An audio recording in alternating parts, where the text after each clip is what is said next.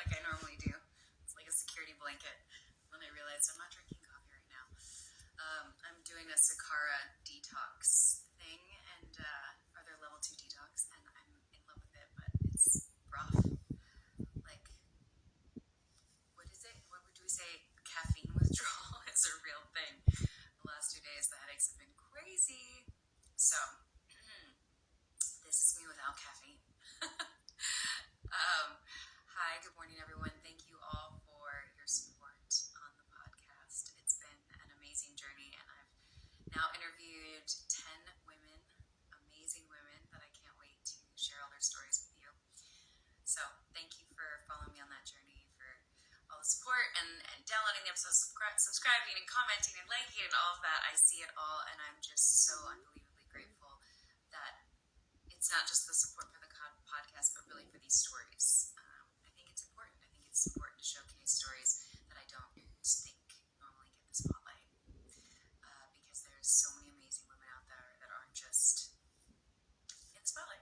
So I like to showcase their stories. So thank you for tuning in and listening and hearing about how amazing they are. Okay. I'm going to be turning off commenting to do this interview with Noah this morning.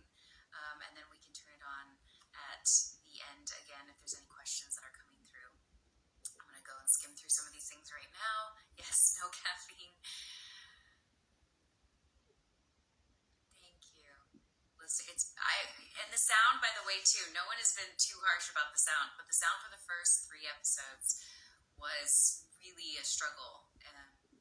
Just mic issues. It'll all be on Patreon. I'll do it behind the scenes and everything, but it was a struggle to get the sound right. I definitely learned a lot, and so the first one, it was the worst, and I can't believe that was salvageable. And then the 2 after were a little bit better, but now it's gotten down to a science, and we should be good from here on out. So you guys are going to be those that just listen. They'll be very impressed. It goes better. It just gets better. The sound is going to be really great. So yes, I'm excited to see everyone in Paris. Alicia did amazing. Yes, she did. Isn't she amazing? And her artwork. Thank you, guys. Thank you. Okay, I'm going to bring Noah on. Wait, I forgot how to turn comments off again. I'm going to turn comments off. Where's the button? There it is. Okay, I turned off commenting for this time.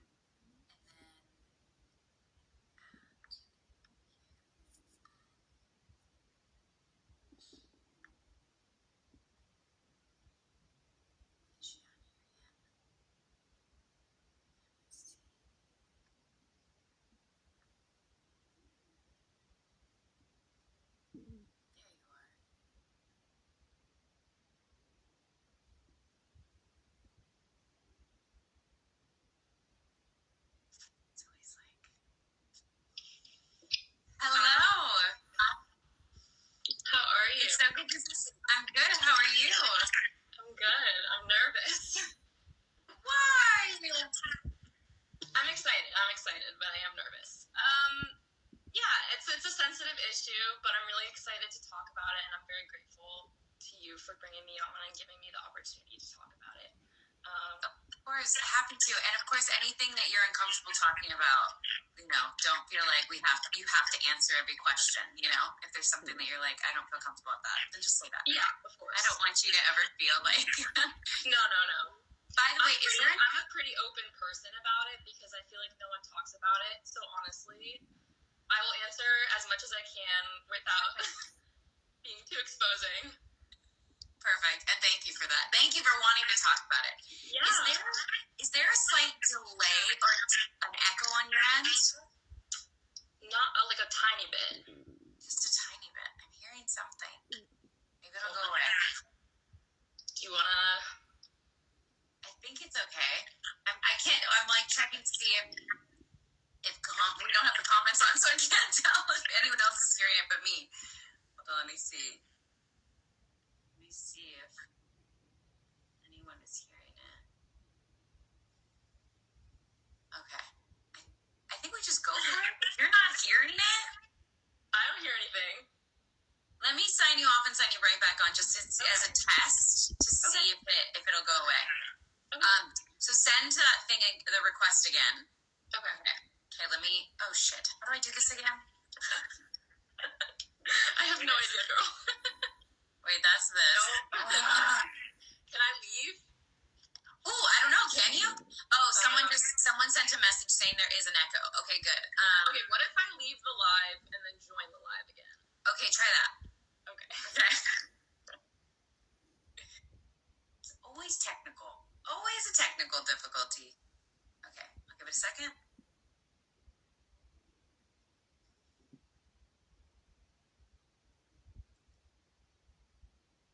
Let's try this again. Fingers crossed.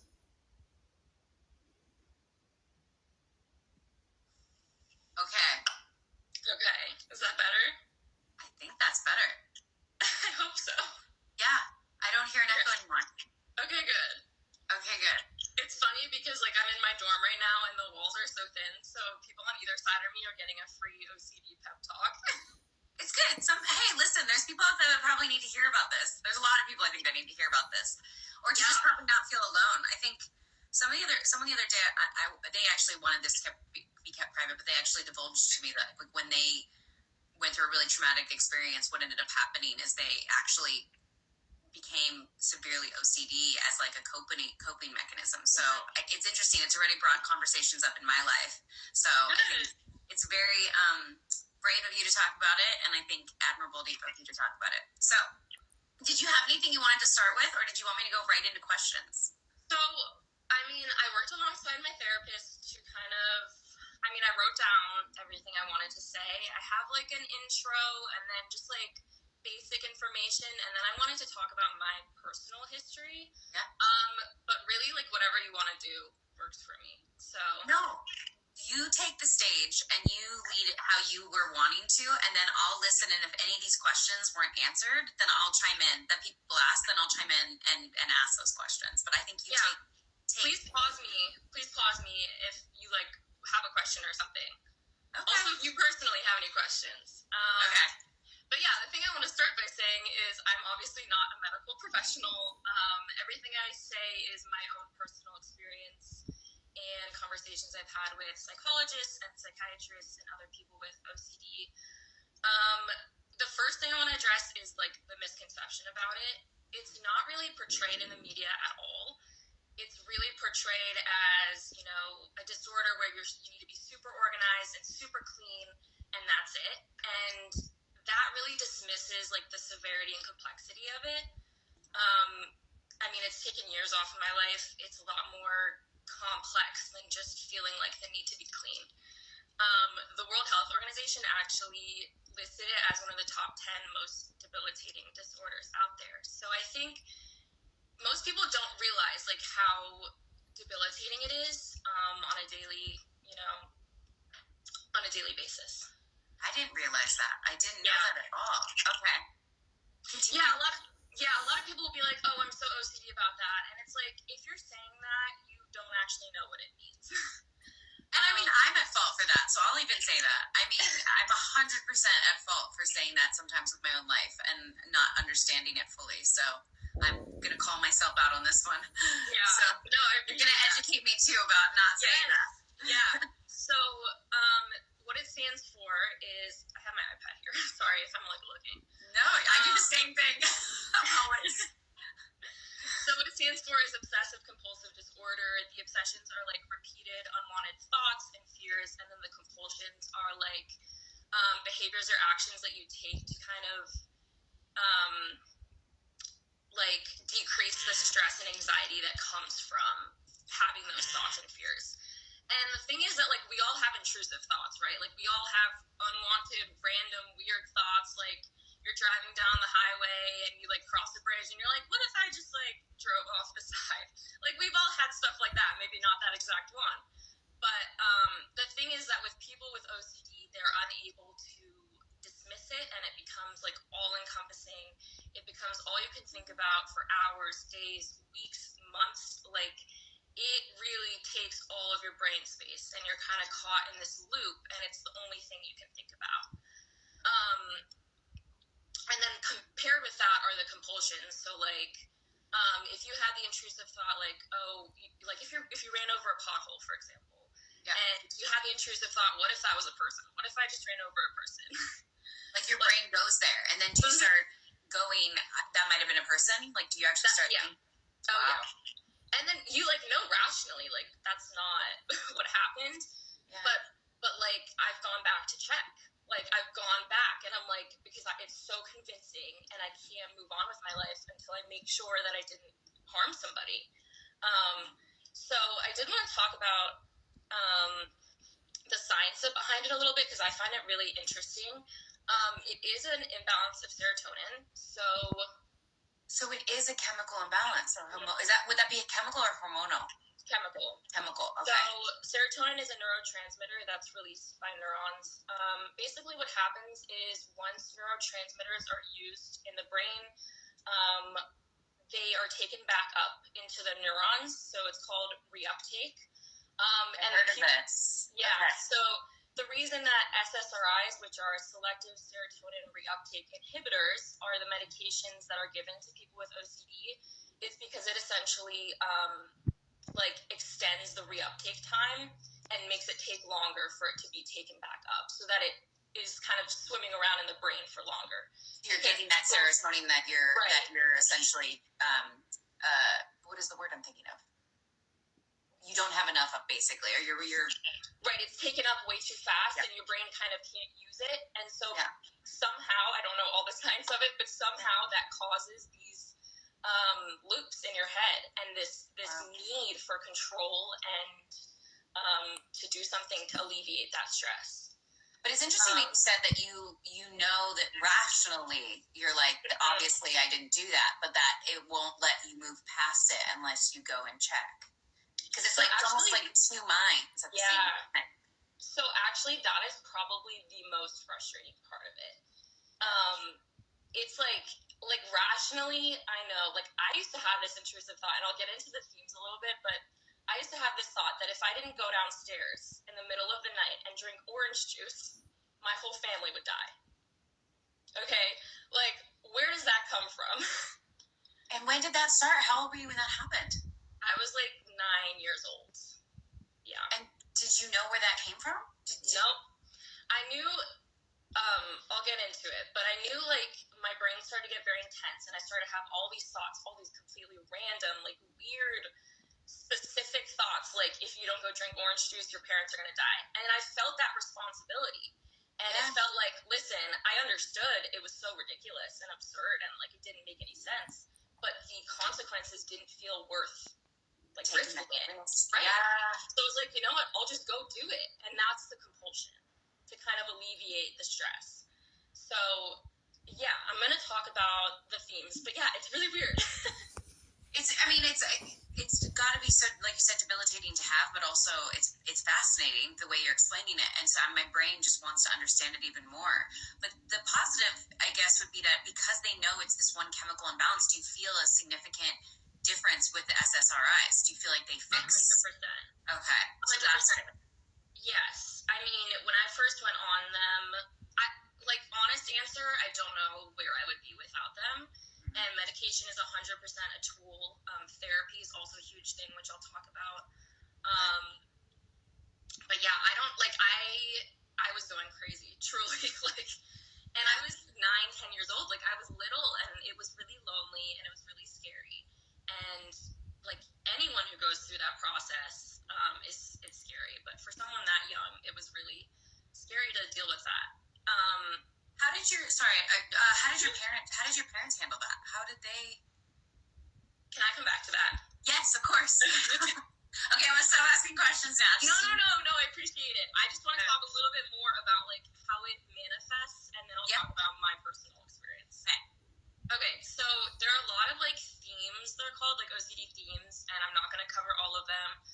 Some of them are more common than others. I'm gonna talk about a few that I've experienced. There are some that are more sensitive and kind of disturbing, I guess is a good word for it, that I'm not going to talk about. It's a deeper conversation, and unfortunately there's a lot of stigmatization online about it. So hopefully in the future, if you're ever interested, I would love to chat with you about it. But for What do this you mean? I think I got a little confused on that one. What do you mean? There's ones that are just, there's elements of OCD that...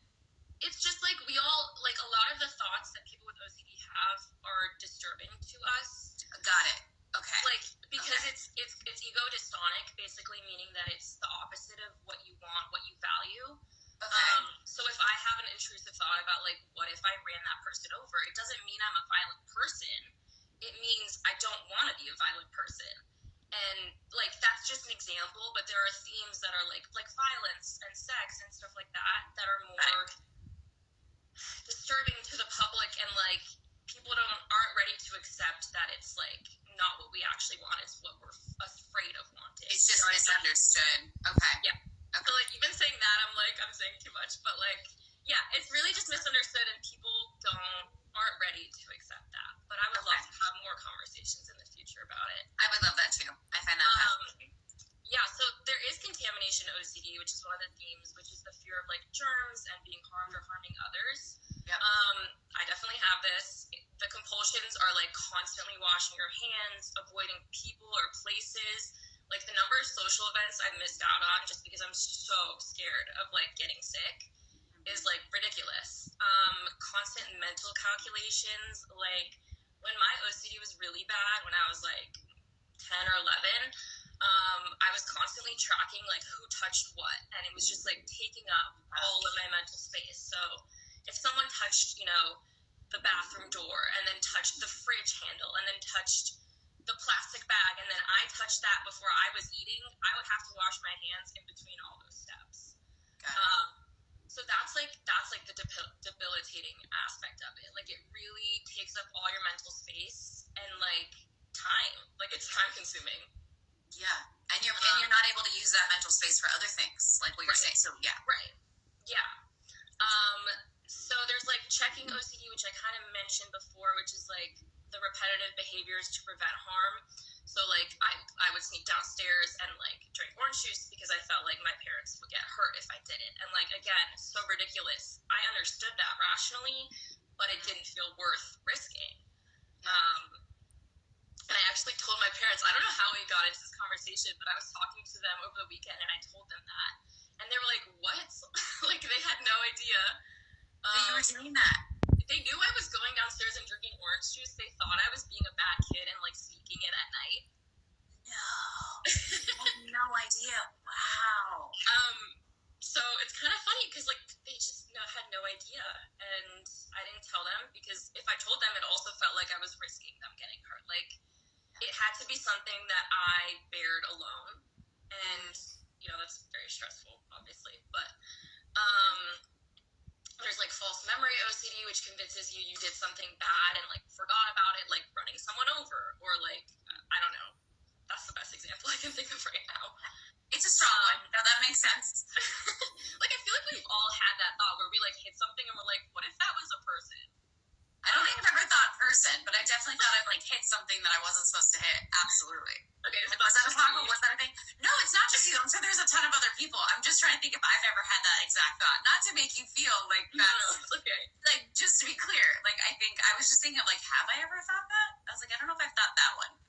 The bridge one earlier, I definitely have done that one. Like, you know, so, like, there's definitely ones that I resonate with, and other ones that I'm like, oh, no, I don't know if I've done that one. But someone out there has. Yes. Yes. 100%. Yeah. There's, like, harm OCD, which is, like, fear of, hold on, everything, there we go. Fear about wanting to hurt yourself or others. So, like, when I was in a pretty depressed state, I would have a lot of self-harm thoughts. Not because I wanted to harm myself, but because it was a really hard time. And instead of being able to understand that it was not a personal desire, that I didn't actually want to, it, like, scared me. Like, also, again, I'm, like, 10 years old. I was like, why am I having thoughts about not wanting to live or not wanting to live like this at 10 years old? And it was really scary. And yeah, so there are a lot of, like, self-harm, harming others thoughts that, again, don't align with what you actually want, but they kind of convince you that because you're having the thought, it must be because deep down that's what you want. That's because you have this thought, it must mean that it is your deepest, darkest desire, or else it wouldn't have popped into your head. You know what I mean? Yeah, you're basically fighting with your mind, it sounds like. Oh yeah. It's fun. Wow. And so would you say when this all, I want you to keep on track, but sorry, just so let's jump into it, because like was OCD did you also get diagnosed with depression, or was the OCD and the depression as one, like, was it just under the OCD? That's a great question. I think when I was diagnosed, it was just OCD, and now, like, whenever I take like those, those like, what's it called, like those diagnostic tests where like the depression scale. No, yeah. Just like in general. Like, I don't know. I have to do it for therapy like every once in a while. They like That's what I meant. Yeah. Yeah, I was like 100% had some areas of depression, but it was kind of considered under the OCD. So they're not really separate. The same way, like, I've been diagnosed with anxiety, OCD, and depression, but the anxiety and depression are a result of the OCD. Got it. One, basically, it causes an umbrella. It really covers everything. You're like, fun. Love this. So fun. Yeah. So like around 8 or 9, I started to realize that my brain was getting really intense, and my parents and I were like, what the heck? But also, we kind of chalked it up to like growing pains, like starting middle school. That wasn't starting middle school. Like, I think I was 10 when I started middle school. I'm young for my grade. Okay. Starting middle school, just all these big changes, puberty, like all these things. We kind of were like, you know what? This is probably normal, and it's just stressful. 6th grade, it started to get really, really bad. And I remember there was like a 2-year period from like 5th to like after 6th grade that I was not sleeping at all. I was getting maybe 2 to 3 hours of sleep a night. I was like basically up all night, like pacing, having panic attacks, going into my parents' room and like confessing all of these thoughts, because like it made me feel less alone and it made me feel less guilty. And I just like was not functioning. The thing that made it difficult is I am a very good student, and I was able to completely mask it the rest of my life. Like, in every aspect of my life, other than going to sleep at night, I was like completely fine. I had friends, I was able to get good grades, I had a good social life, like I was able to do all the things. And so for my parents, they were like, listen, she has a lot of trouble sleeping, but she seems like she's doing great otherwise. And even now, kind of the same thing. Like, even when I'm having a lot of trouble internally, I am able to do really well externally, which is a blessing and a curse. I was going to say, that's got to be a lot of, because that's still going on in your head, I'm assuming. Like, everything is still happening. You're just having to almost compartmentalize, I'm assuming, to just function in the moment. The reason nighttime was so hard is, as everyone can relate to, like, as soon as you lay down, you're, like, trying to quiet your mind. That's when it's most active. It's the worst. Yes. So, like, during the day, I mean, it was still hard. Like, I was washing my hands probably 100 times a day. My hands were, like, bleeding. Like, it was bad. And doing all sorts of other compulsions, like drinking orange juice or whatever. I don't even know. But I had things to distract me, and it was really when I went to bed that I didn't. I actually have a twin who I shared a room. Yeah, I know you didn't. Wait, know that. you're a twin? You have a twin? I do. Oh my god! I'm always fascinated by twins, so I'm like shocked right now. That this is like, sorry. Okay, continue with what you were going to say. I have so many questions. Okay. Another time. Okay. So we shared a room until like 14. So like my twin was just sleeping soundly every night, and I was like pacing in our room and just like crying, and it was so sad. Like, thinking back, it makes me so sad, like, to see that. But your twin doesn't have this either. Like, it doesn't have this as well. No. My brain is so fascinating. We're fraternal. So okay. Same genetics is a big factor. Yes. Okay. If we were identical, that's a whole other question. They probably would have OCD, but who knows? Yeah, it's very interesting. Yeah. So the beginning of my like recovery journey. So summer after 6th grade, my family and I took a vacation to Mexico for a month. Okay. And that was like the final straw for me, like moving to another country, not being at home. I like had a mental breakdown in a foreign country. And it was kind of this big wind up. Like for 2 years, I wasn't sleeping. I was having panic attacks all the time. My parents had no idea why I was so hysterical at night. They wanted to help me, but they didn't know what was wrong. Like, it didn't feel like there was something to solve other than to comfort me. And like, they did what they could. Like, they comforted me, they consoled me, they helped me through. But other than that, they had no idea what could be done. Yeah. So in Mexico, I had a mental breakdown essentially, and I was taken to. We kept trying to find a doctor that spoke English because like it took a little while. We found a psychiatrist, and he was like, "Yeah, this is very clearly OCD." So it was like written all over me, and it was so relieving. I bet. I mean, to hear that I was like OCD is one of like there are a lot of disorders that make you feel crazy, but OCD is literally your mind like fighting you at every single instance and convincing you that you're a terrible person, that you're doing all the wrong things, that because you're having these thoughts that means you want them to happen. Like it is so stressful. So I got diagnosed, and pretty much immediately I started SSRIs, and I don't think I started therapy until we got home, which was a couple weeks later. But I mean, immediately, huge shift. I was sleeping, I was happy, it was amazing. I remember the day after I was put on drugs, like I have never felt that good in my life. You're like, yes, finally. Like, I could think about things other than like being stuck in my brain, and that's why. I mean, any mental health disorder, but I hate the stigmatization around medication. I hate that, like, it's not viewed as a tool. Like, it's not any different than getting medication for a physical injury or anything like that. Like, it is different in that it is mental, but it is a chemical imbalance. There is nothing I can do about that. Yeah. I will say that's sorry, what were you going to say? No. I was just going to say, like, there are things you can do to help, like therapy and, like, rewiring your chemical, like, what's it called? Like, your pathways. But other than that, like, it's literally just a lack of chemicals. And those chemicals make you happy. They make your brain work. And so if that's not working, if that's not balanced, you got to take something to help with that. Yeah. Whether it's chemical or hormonal. Like, it happens. Right. I think people start, especially with women, when it becomes hormonal, they take it more seriously a little bit. It's interesting that it feels like the chemical imbalance because it deals with the brain in a It's like not justified. Yeah, in a weird way. It's kind of like, oh no, something's just wrong with you. But if it's crazy? Yeah. So I'm taking because I'm working on a psychology major right now. But I'm taking a psych class called Psychology of Happiness, and she showed us this video about how like depression and anxiety can, I don't want to say cured, but can be like alleviated without medicine.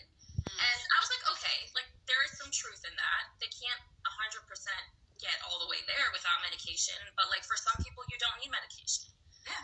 So I went up to her after class and I was like, this is very interesting. What do you think about OCD? And what she said to me was crazy. She said, I think people with OCD are searching for a deeper spiritual meaning, which completely dismissed just science. Mind you, she's a psychologist. Like, she has a psychology degree. And so it just like, and then my OCD was like, wait, what if that's true? What if this is all your fault? What if like, then my OCD took me there, and I started spiraling. I was like, what the hell? It's hard though, because I think that's the thing is she has an opinion based on her feelings. She did say this is not scientifically backed. This is my personal opinion, but it is I feel like it was a harmful opinion. And I did ask, so like that's on me.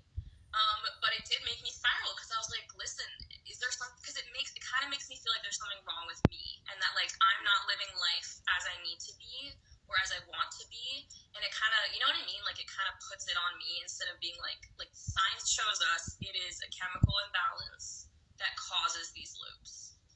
Do you feel like it's the judgment or the shame the same, like that you were saying kind of earlier, that makes you want to spiral when that's said to you? Because I wish it could be a thing where like someone says their opinion and you can just go, okay, that's your opinion. I mean, it's interesting that she's a teacher of it, or at least psychology. But that being said, like, because I wish my brain wants to go to like, how do you minimize the effect of other people having opposing views and opinions on it? And I don't know what the answer to that is. Well, the thing is, it's so ironic because my OCD made me spiral about having OCD. Like, yeah, like you, if someone said that to you and you don't have OCD, I don't think. Like, I don't know. No, I don't. Not that I know. I mean, I haven't been diagnosed. I'm pretty sure I would know. If someone said that to you, you would probably be like, "Huh, that's weird coming from a professional," but like, you know what? That's their opinion. For me, it made me rethink my entire 10 years of having it, and like, it made me spiral. And this was like 2 weeks ago. Like, it was pretty recent. And I've been thinking about it a lot. So I don't know. It was just weird to hear. And it kind of just goes to show how like relevant OCD is even in my life now that I've gotten it under control. Like, even though I didn't go and have a panic attack, like it was consuming my brain for a couple days, and it bothered me. Did you follow up with her and have another conversation with her? Maybe I will. I think I told my therapist and she literally laughed. She was like, so that's not factual. There's no evidence for any of that. And she did say, like, that really minimizes the struggle. What's the right word? It really, like, diminishes or... I'm trying to think of the word, too. You know what I'm saying? Lack of caffeine. I do, but I'm like, I'm struggling with words today.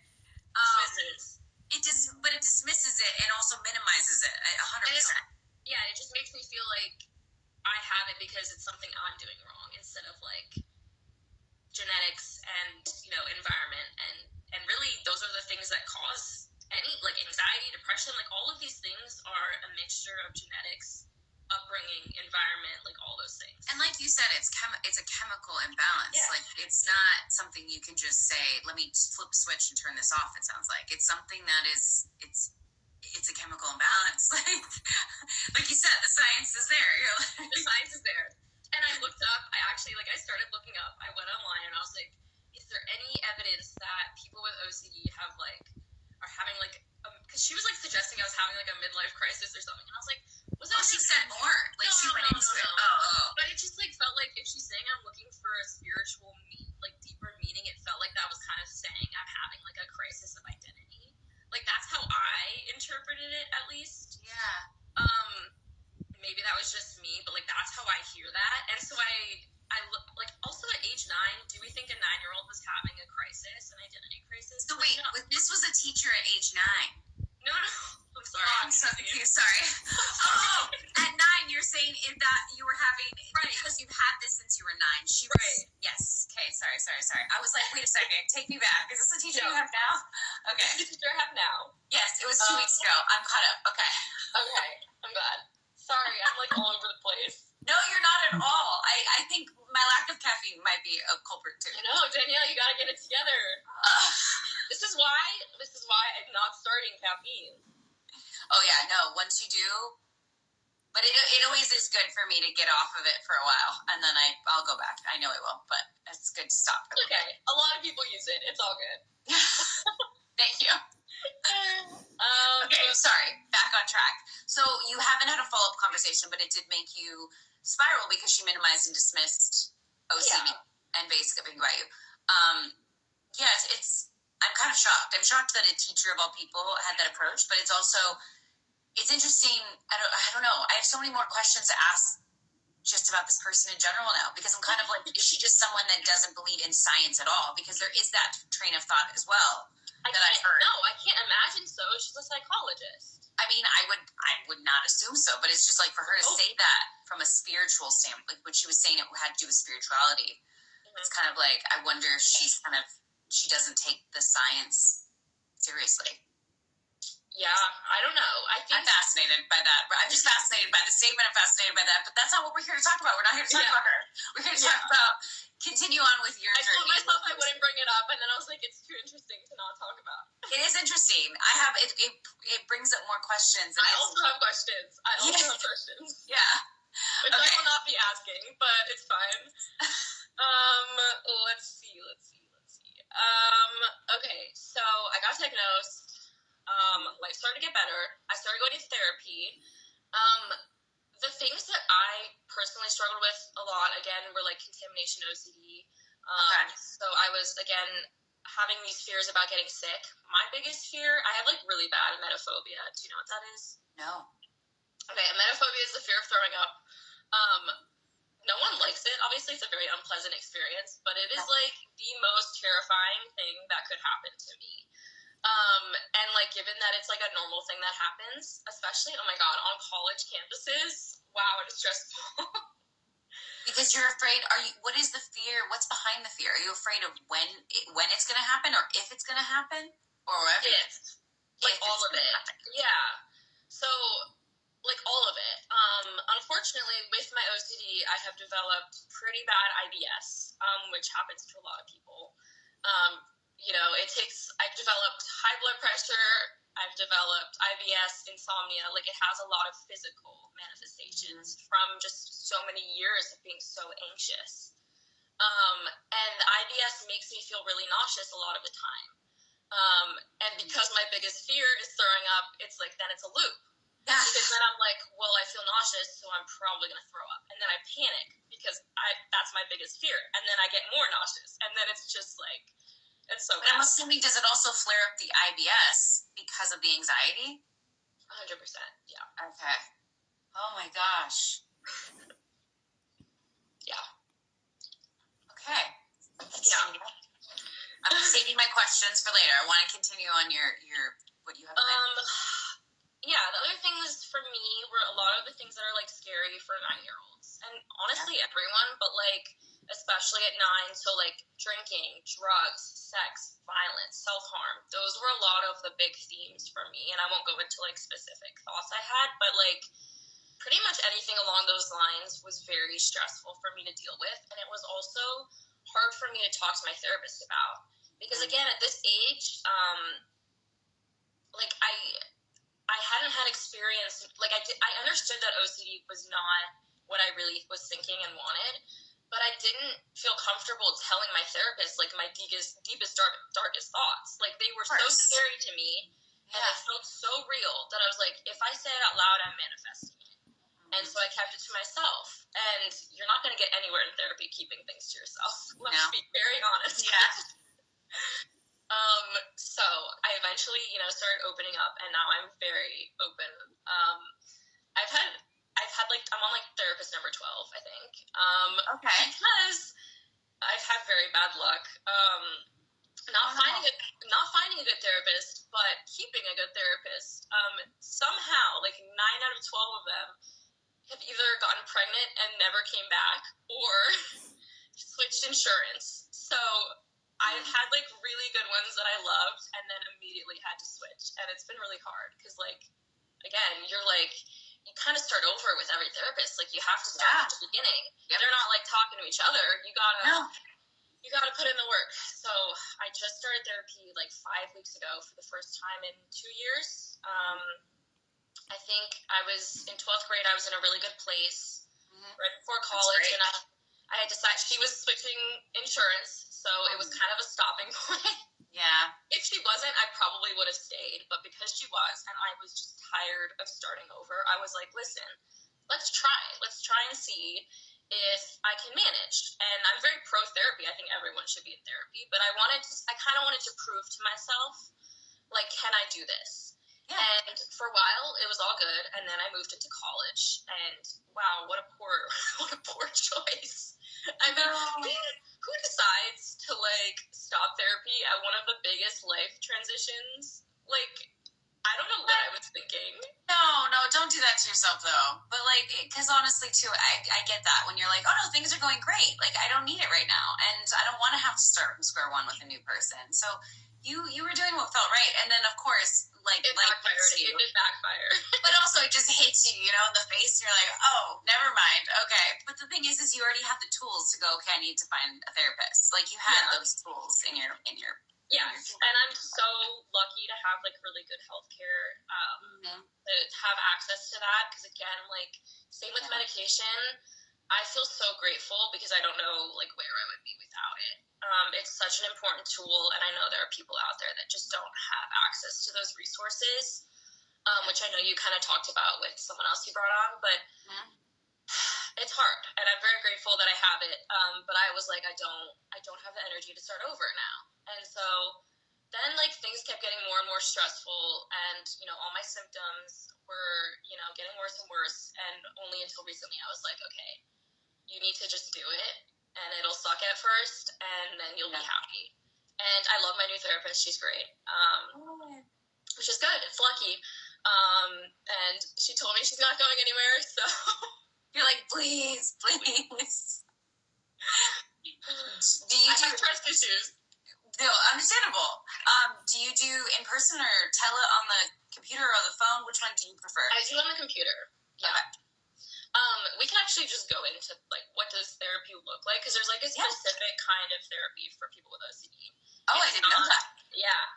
So it's called exposure therapy. It's pretty much what it sounds like. Basically, you take these intrusive thoughts and these obsessions and you expose yourself to them without being allowed to do the compulsion that eases the anxiety.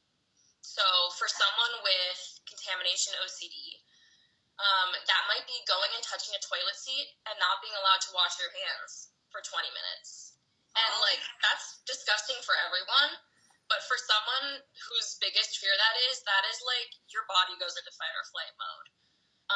And so basically you kind of do that exposure over and over until it no longer controls you. So there's like a whole other world out there. Yeah. So it's not just talk therapy. Do you do that? You don't do that in the session. Does she kind of give you, or does she kind of give you a list of things that you need to do kind of until the next session? Both. Okay. I do a lot less now because that was more of a thing when I was first diagnosed. Got it. And it kind of ebbs and flows. It's funny, like I was when I was like thinking about what to talk about, I was like, oh, I don't do exposure therapy anymore. And then the next day I had therapy, and she was like, listen, to get over this fear of like throwing up, I want you to, when you feel really nauseous and scared, I want you to put the trash can in front of you and pretend that it's going to happen. And so that's been my exposure recently. And it's so funny because I was like, I'm done with exposures. I don't do them anymore. And it kind of here it is. Yeah, here it is. And it is so useful. Like, it really makes a difference. And it is the hardest thing I've ever done. It is so difficult because, like, it feels like you're exposing yourself to your biggest fear, and there's nothing you can do about it. And then what else? But so if you're in, like, how do you feel if you're in public and you have to grab a trash can? Does that also feel? Do you feel embarrassment around those things? Do you have to even get past that, or is that not something you feel? Maybe that's not something that even comes up for you. That's not something that's actually like happened. Right. It's never happened like in a public setting like that. Okay. Yeah, because usually it will happen like late at night. Okay. And like when I'm going to bed and my thoughts are really loud, I'll start to get really sick. I have, felt nauseous in public settings, of course, before, all the time. I'm nauseous all the time, unfortunately. But I don't know, that's a good question. I've never done an exposure in public. Okay. I think it would be embarrassing. I probably would feel embarrassed. But also, like, it's more stressful to be in a public setting and do that. And it's also, like, a really personal experience. Yeah. That's why I was like, does this have to happen if you're in public as well? No, generally, I think when you're like assigned exposures by a therapist, they make it as comfortable as possible. Got it. You're not actually put in a threatening situation. Okay. Like if your biggest fear is getting hit by a car, your therapist is not going to tell you to go in front of a moving car. Like that's the extreme. Yes, don't do that. Right. Well, I wonder what it would be for something like that, though. Would be interesting. I don't know. Yeah. It's a good question. I'll ask my therapist. I'd be interested to know. But generally OCD is less about like, okay, what if this scary thing happens, and it's more irrational things, I guess, if that makes sense. Like they're more illogical than like a genuine fear, like getting hit by a car. Like that's valid. Yes, that is valid. But like you went back to not drinking the orange juice, or your parents will, die. Like that was, obviously exposure therapy would have been like, don't drink the orange juice, right? You had to practice not drinking the orange juice. Yeah. Exactly. Yeah. Okay. Yep. Got it. You got it. So yeah, it's really hard. I do it a lot less. There is that one that I talked about, but other than that, like,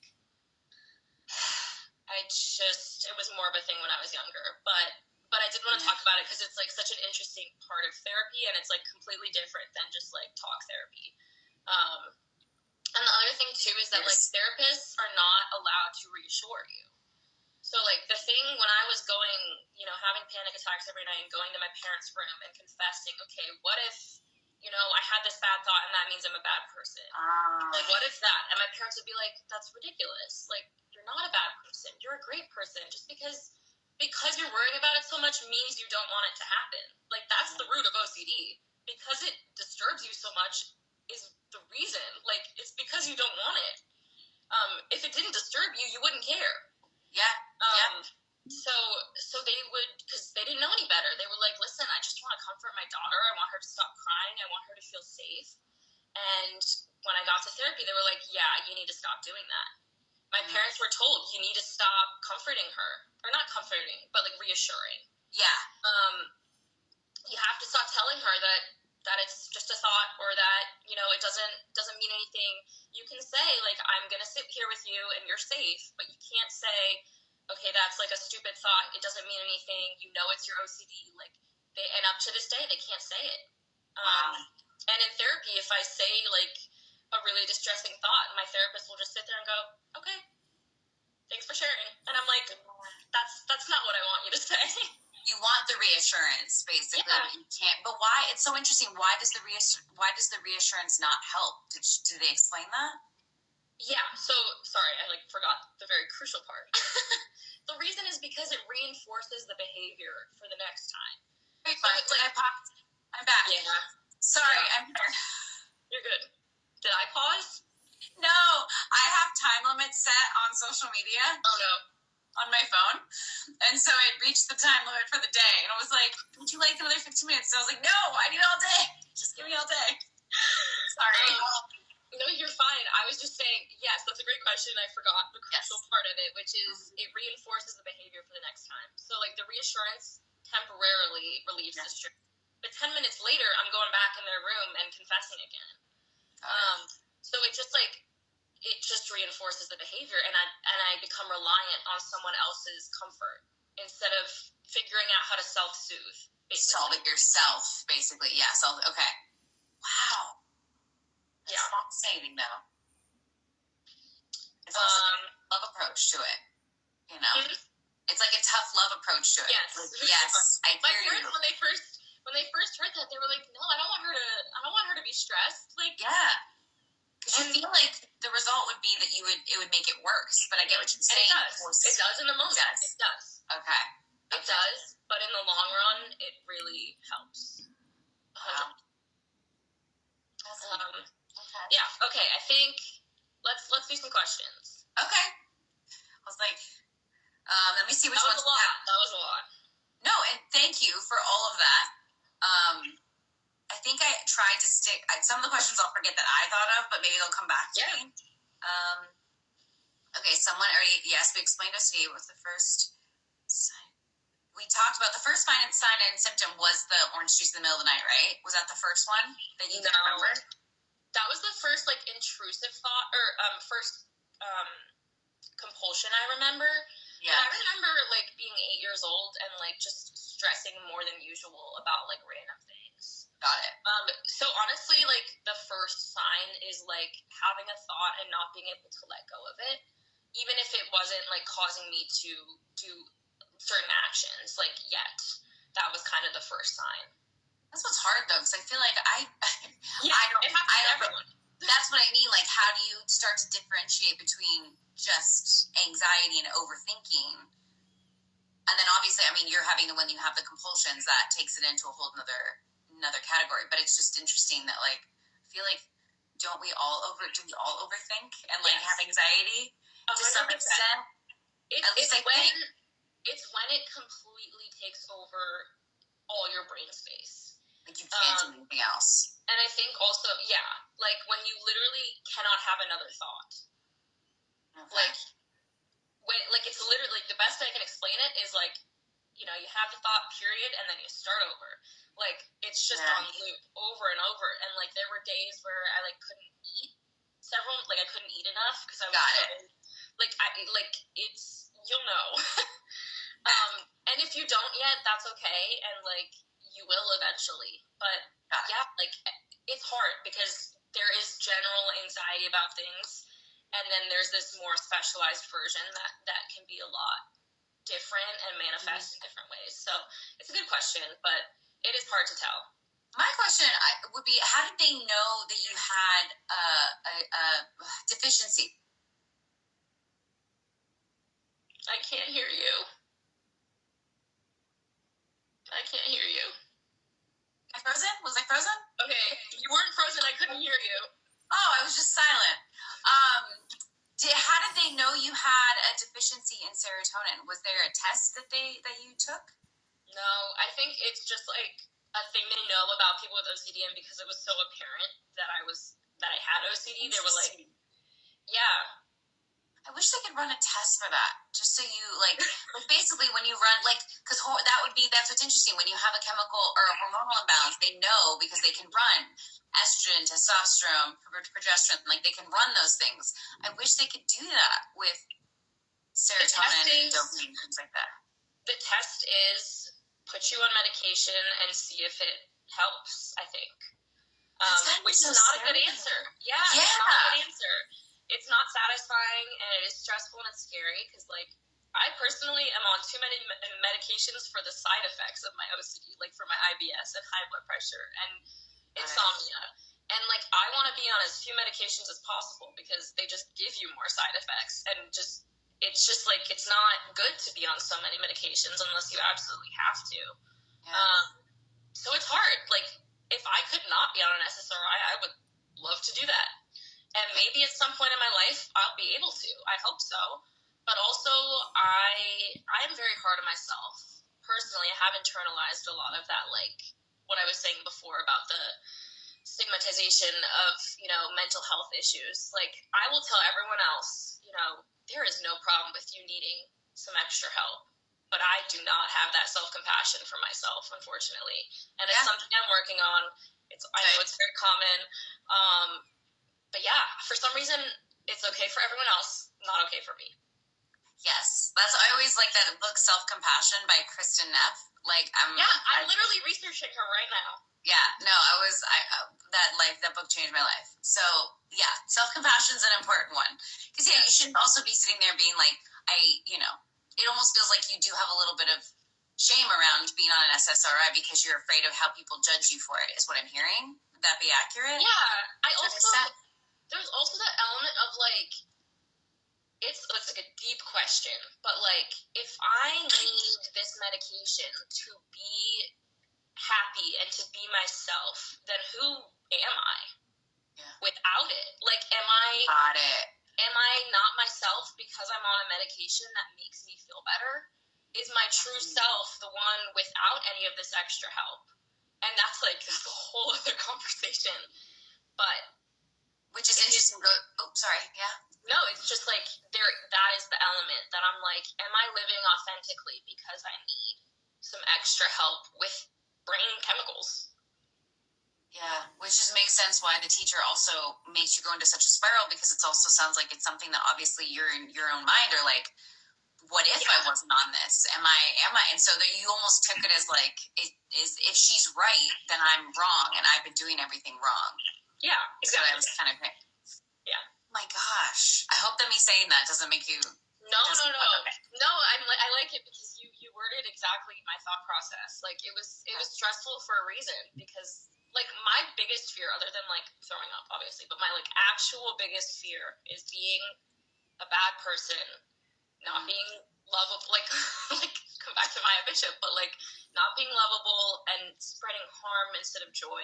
And I am such a loving person, and all I want to do is spread joy and happiness and make the world a better place.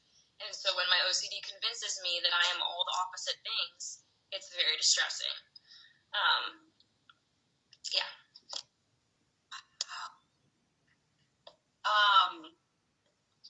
I'm gonna look at the questions. It's just, it's kind of shocking too. It's like to live with that just sounds, it's overwhelming. Okay, let's see. You kind of answered this, but if there's anything you want to add, you said, how does living with OCD affect your daily life? Like from a day-to-day standpoint, do you have anything you want to add? I mean, you touched on it, but is there anything that comes to mind?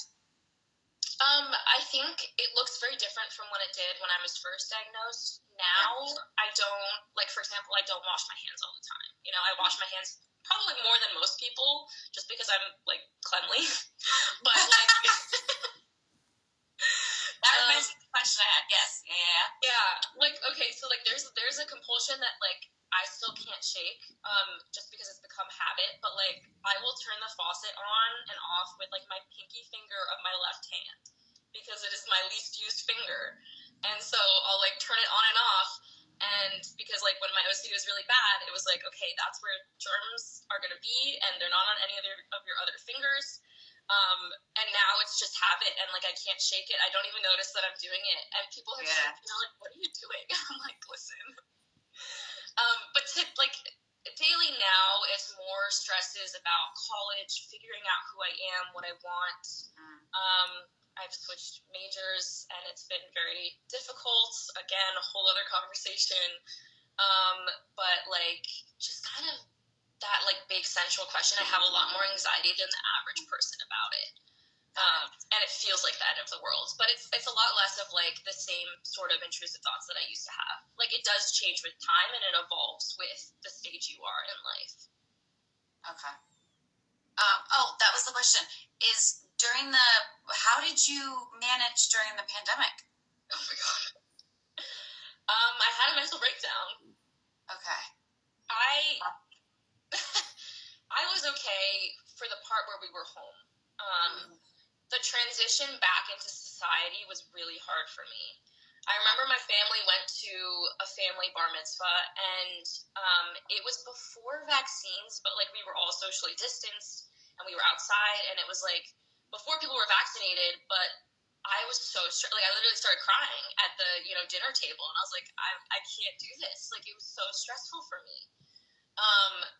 So it was really, really hard. And yeah, like, worst case scenario, I get sick. But, like, the worst case scenario back then was you die. Like, it was bad. Yeah. So it was the anxiety of I don't even know. Yeah. It was such. Yeah. I was just scared, and I was frustrated that people weren't following the rules, and I was stressed because it felt really, like, what's the word? I can't help with words right now. I'm sorry. I want caffeine so bad. No, it's okay. What is the word? I want to help. Give me an idea. I can help this way. Give me an idea of what word you're thinking of. Like, people not thinking about others. And, like... selfish? Yes, thank you. Oh, my God. Okay. I could not think of that. Oh, I'm so happy I was able to help. Okay. I'm glad it was an easy one. Yes. Anyways. Got it. People being selfish. Yeah, it felt very selfish when people, like, just completely, I mean, again, whole other tangent. Some people don't believe in science, but it's okay. Well, that's the interesting thing in the world we live in, right? Is there's so many people with so many different varying opinions and thoughts, and it's so many arguments in the entire world are built on that because so many people argue about things that sometimes you're just never going to see eye to eye on. Mm-hmm. And I've always been fascinated by that because I'm always trying. I think I come from a place of curiosity, which is like I always want to understand. That's good. People come from judgment, and they judge first and ask questions later. And I really like that about you, that you try to come with a neutral, like, position, and you ask questions. I really like that. Of course, always try to. Just to try to understand it. I feel like that's part of evolving, right? If we can try to understand where everyone's coming from. Yeah. But I was very intrigued by when we brought that up was the pandemic, is just because I can't imagine I can imagine what that would have been like. Yeah. So it was hard. So, but you made it through, and eventually, how long do you feel like it took you to kind of acclimate to the world, kind of essentially back to normal? Like, it feels like it now. It feels like it didn't even happen some days. Like, we forget. I think we forget. I'm like, oh my gosh, that exists. That happened. I mean, I wore a mask for longer than like when people weren't wearing masks anymore. I would say for a few months, and then I was like, I'm so over this. I don't want to wear a mask anymore. Like once I saw that like it really like the like herd immunity and like it became less of a threat, I was like, okay, either live your life and move on, or you live in fear for the rest of your life, and I didn't want that. So once it didn't become like fatal and threatening, I was like, okay, I can handle this. It's still stressful. I got COVID, in the middle of the desert. Like, it sucked. That's Did that help you when you got COVID to kind of then go, okay, I had it? Yeah. And I made it through. And it's like with throwing up also, which I know it's like kind of gross. Sorry to talk about it, but like I don't find it gross. Sorry, I will never be impressed by people who are not bothered by it. Really? Oh yeah, it is like literally this like.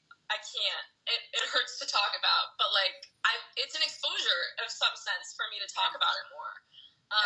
But like I don't know what I was saying. I'm so sorry. I think I might have distracted you.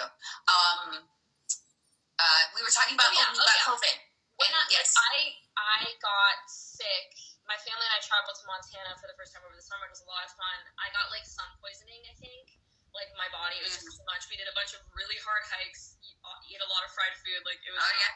Yeah. I got sick and it sucked and it was awful and it was terrifying for me. But the next day I was like, you know what? That was not the end of the world. And having that like somewhat recent experience a few months ago has really helped me these past few months to deal with, the anxiety around nausea, because I'm like, listen, like it is an awful experience. No one enjoys it.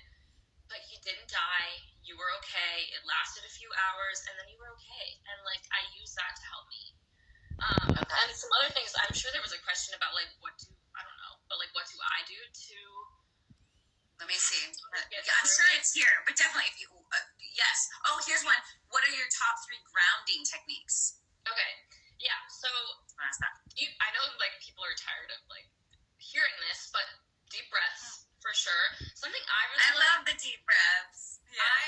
I like meditations sometimes. A lot of the times when I'm like really panicking, they actually don't help me. Interesting. It actually kind of makes the anxiety worse sometimes.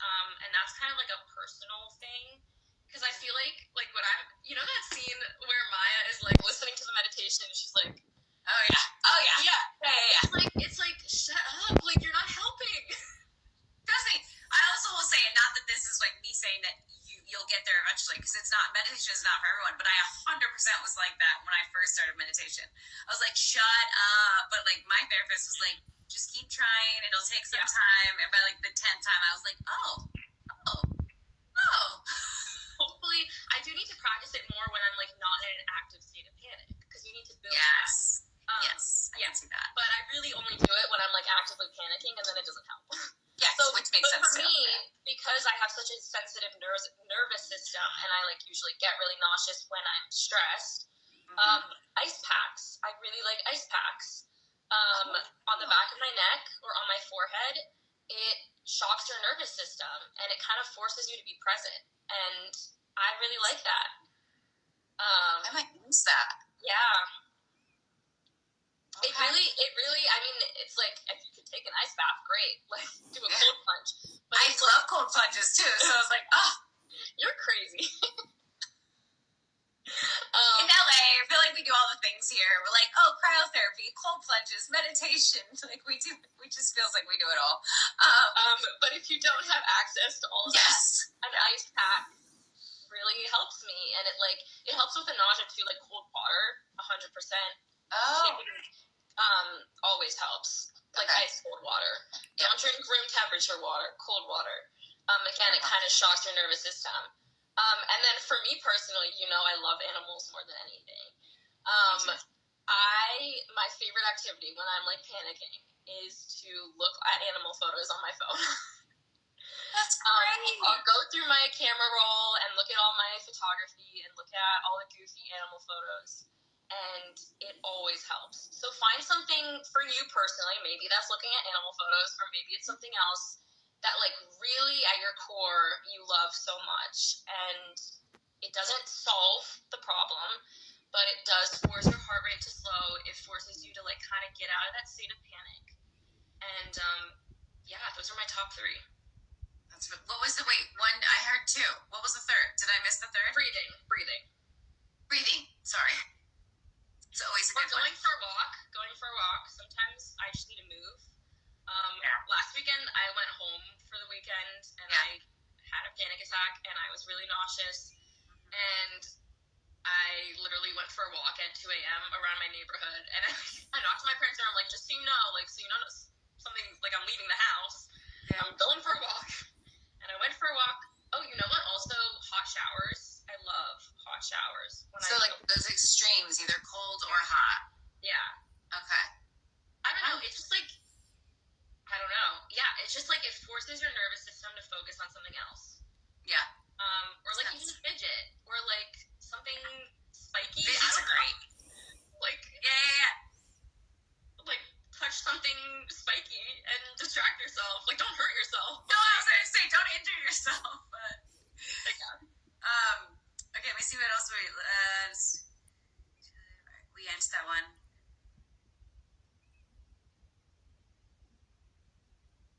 We've answered a lot of these. Good. We said that when you first noticed it. Someone just I think you covered this too, but they've been newly diagnosed with OCD. Any words of advice you'd give anyone? Yes. The biggest message I want to get across this whole conversation is you are not alone. A lot of intrusive thoughts can feel really scary, especially because they, again, are the opposite of what you want, and they feel really threatening to you and to who you are as a person. And I promise you, no matter how crazy or irrational or specific or odd they might seem, you are not the only person who has had it. Like, every single thought you have had, and you're like, can I curse? Yeah, I don't care. Was that? You're like, what the fuck was that thought? I promise you someone else in the world has had it. And my biggest piece of advice is try to be as vulnerable as you can if you have access to therapy. Because holding yourself back is not going to get you anywhere. And the real work begins. It's the same for everything, but especially OCD. The thoughts are very hard to voice because they feel threatening, and it feels like once you say it, you put it out there in the world. That's not true. Deep down, you know it's not true. And that is what is going to help you the most. And just, like, realize you're not alone. Like, it is really lonely. Talk about it with people. Like, this is why I wanted to come on, because it is not talked about. It is so taboo, and people just don't actually know anything about it other than, like, oh, people are so organized. Like, that is such a small part of it.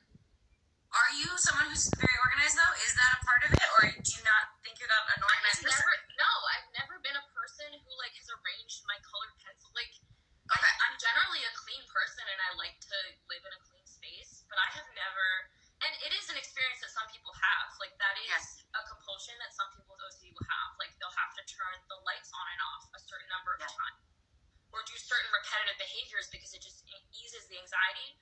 But it's such a small part of OCD, and it only happens for some people. So just recognizing also that it's different in everyone, and, like, I feel like the first time I heard anyone talking about it is, correct me if I'm wrong, is Billie Eilish have OCD? Oh, I have no idea. She might. I'm not. That reminds me, though. Yeah. I do want to recommend a book. Do you know John Green, the author?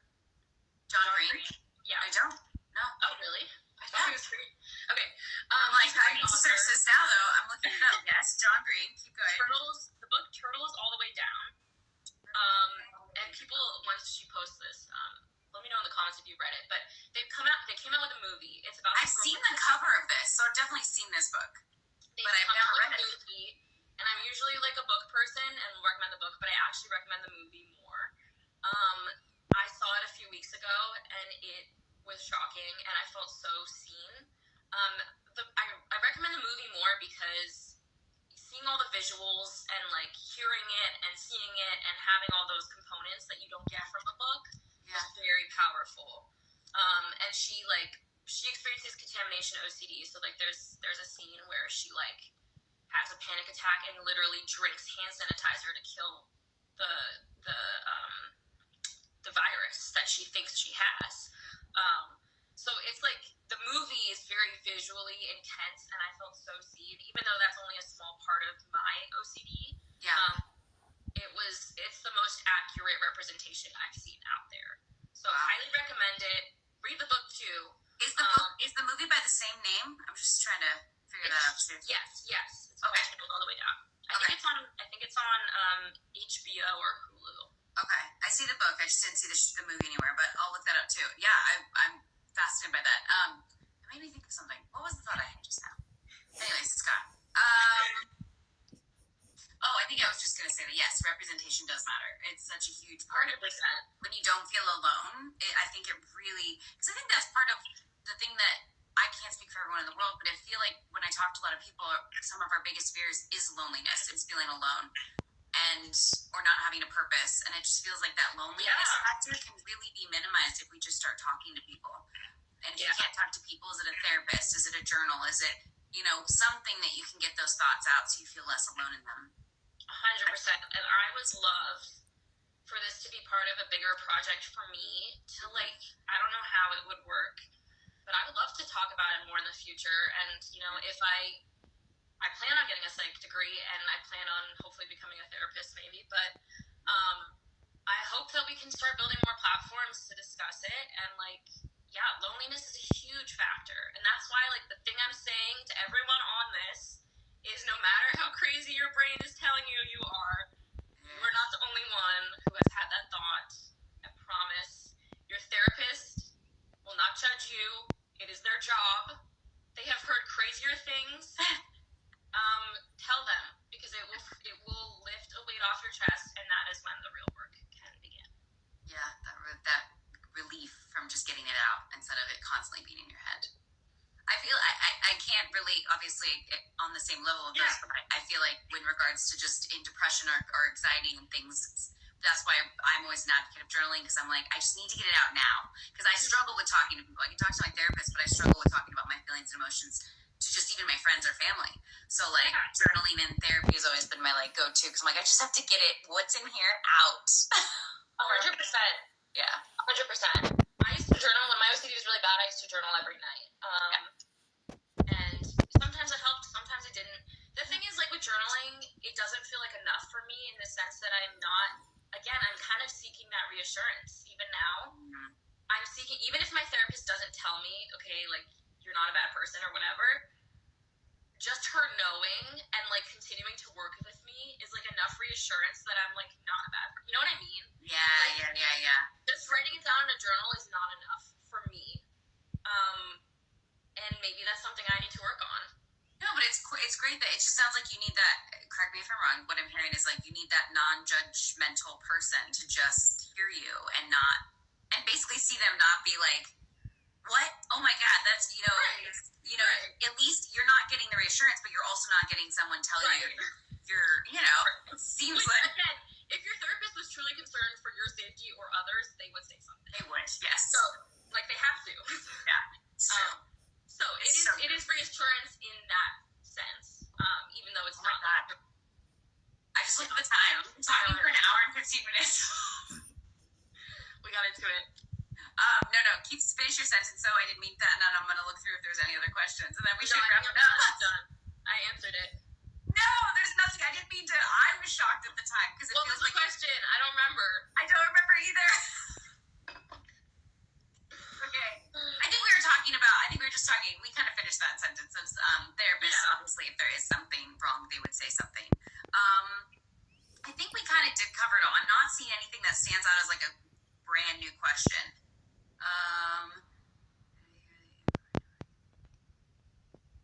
Yeah, I think it's not I won't use the word common, but it's not as uncommon as people think. I think I read a statistic that was 20% of the world has OCD.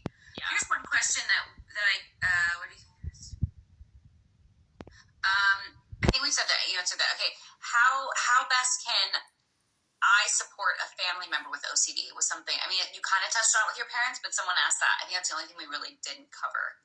Yeah, get them help if they need it, which if it's, intense, like for me, then you need it. Kind of have that intervention and don't let it get to a point where you're stranded in another country and having a mental breakdown. It's a fun experience, but like, but you could have never known that was going to happen. Like, you didn't know that. I mean, yeah, it's true. But therapy, medication, if you have those resources, try and help them find that. And then other than that, as tempting as it is to be that provider of reassurance, it really backfires in the long run. So if you're a parent especially and you're seeing your kids struggle, like I've talked to my parents about it and I can only imagine how hard it is. And like, it is so hard, but try to work alongside a therapist and seriously take their, what they're saying about reassurance and not reassuring to some degree. Different therapists will say different things. But from my experience, that has been what I've been consistently told. And try to be there and be present without reassuring, I guess. Okay. Like sometimes when I'm feeling really sick, I'll have my dad just sit there with me. And I won't have him say anything, and he'll just sit there with me. And I really love that, and I'm very grateful to him for that. And like sometimes all you need is a present, warm body to know that you're physically not alone. Even if you're not saying anything or comforting them or reassuring them, like it really makes a difference. Okay. That's great. It reminds me of a saying that I'm not going to remember right now, but it's the 3 H's. The 3 H's. Do you want, when someone comes to you with something, it's like, do you want a hug? Do you want help? Hug, help. Hug, help, something else. There's a 3H. Hold on, let me see. I can't leave with the left. People are gonna be like, how did you not leave with that? I'm like, I mean, like, I know a lot of words that start with H. I'm like, here. Hug, help, or heard.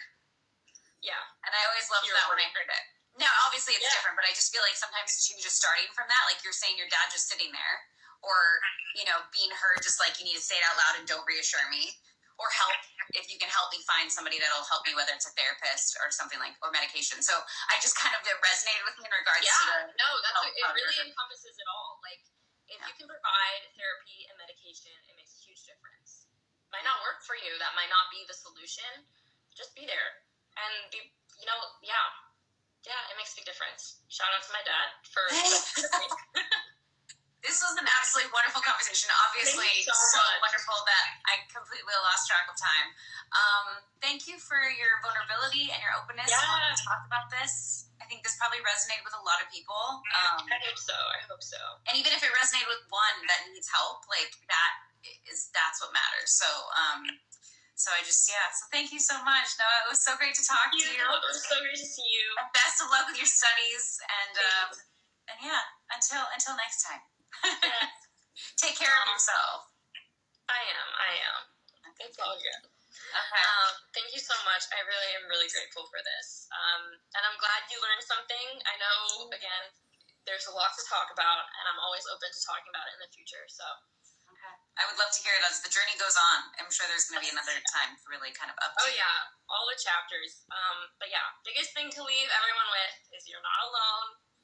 And yeah, you're not alone. So I hope it resonated with someone out there. And yeah, thank you so much. Have a great rest of your day. I'm going to try and figure out how to...